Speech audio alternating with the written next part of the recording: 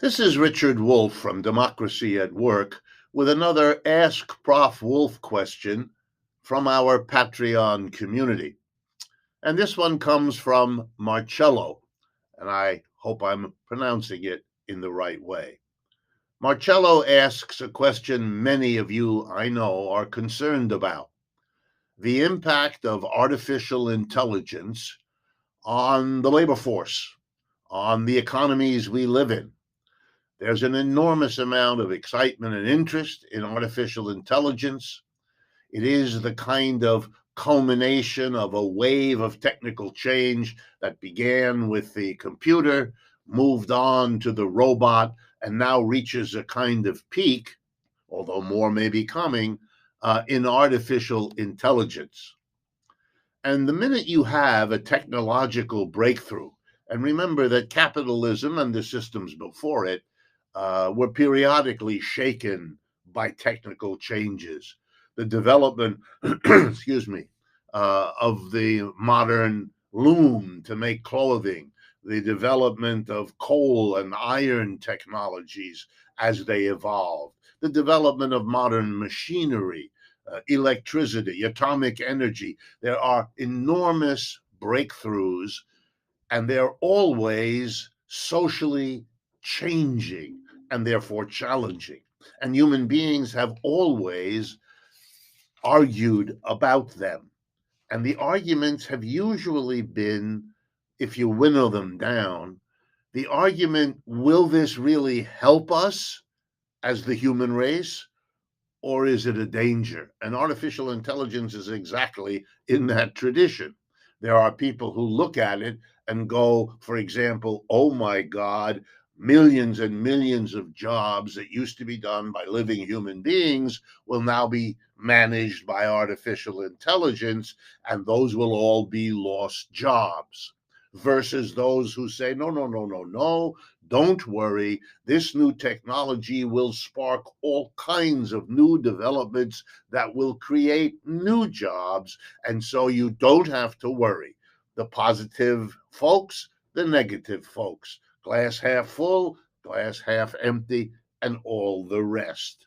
And the irony for me, observing this through history and now responding to the question about artificial intelligence, is that on the one hand, this is a very old conversation.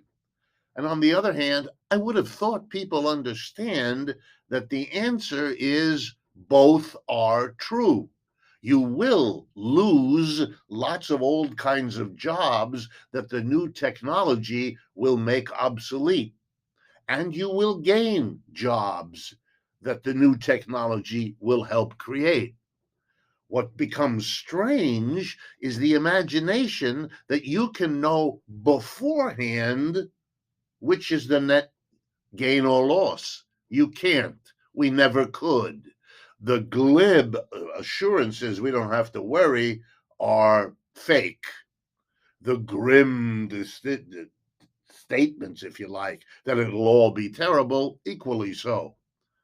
We have pluses and minuses, and the trick is to weigh them, which is what I want to do now. And the way I'm going to do it is to tell you a little story about how capitalism, the system we live in, faces this question and solves it in a particular way. And then we can see what that implies. So here we go. Artificial intelligence, like many, many technological advances of the past, presents itself to a capitalist. And why do I say the capitalist? Because they're the ones who both basically decide whether or not to buy a new invention and to install it in the production processes that they own and operate. So they're key players here.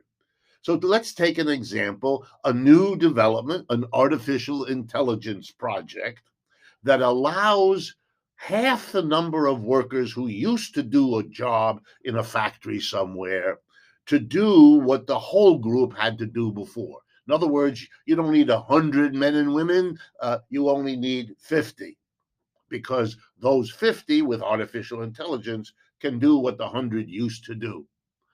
That's a breakthrough.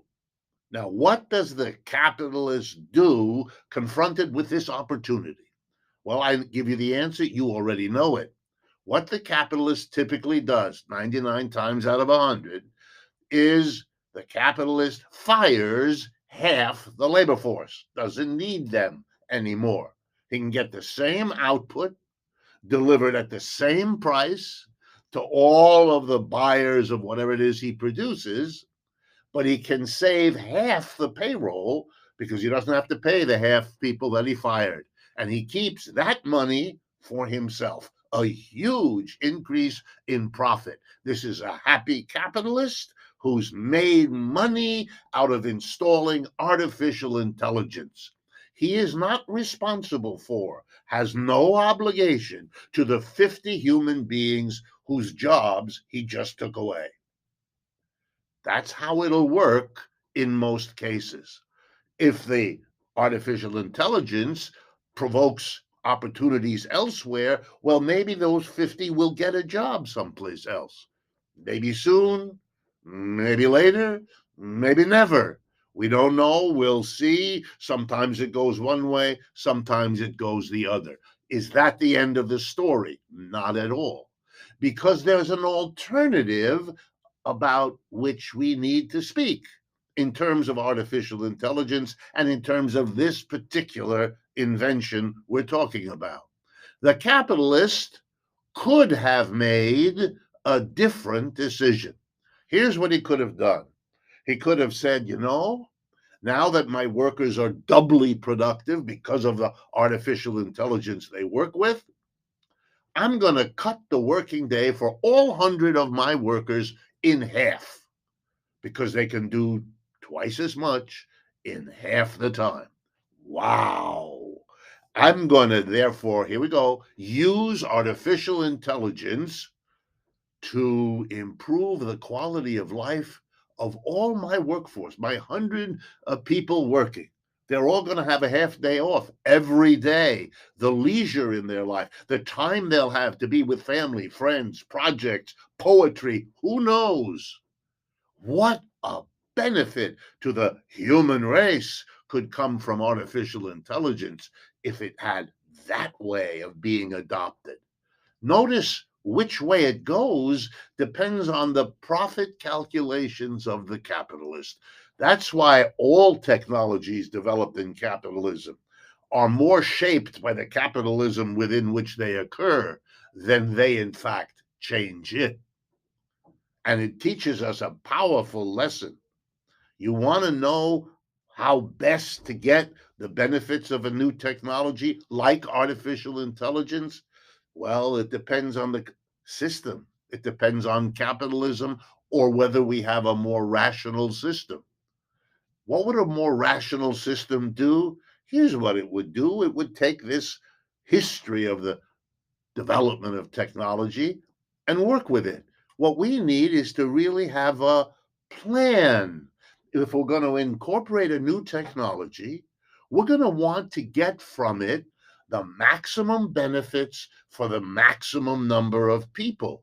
That means we have to take care of the people whose jobs are lost at the same time that we make sure to be as creative as possible about the new jobs that this technology may now make available. And we have to coordinate and bring the one group to the other so that but that takes a kind of social organization, planning that capitalists don't want and capitalists don't like because they want to get the most profit out of each invention. And that's what guides them in deciding how to use it. Bottom line conclusion, if you want to get from new technology all that it's really capable of doing for the human race, you are once again confronted with the problem that the capitalist system is not the best way to do that and never was. If conversations like this strike you as useful as ways of understanding these kinds of issues, then please partner with us Join with us. Share this video with others who might be interested in these important topics. That's a way of partnering that's good for us, and we think good for the society in which we work. And I would like to invite you as well to make use of our website. Join our mailing list where you can learn about all of the different things that we do, such as this video. It's easy to go to democracyatwork.info is the address. Thank you very much for your attention.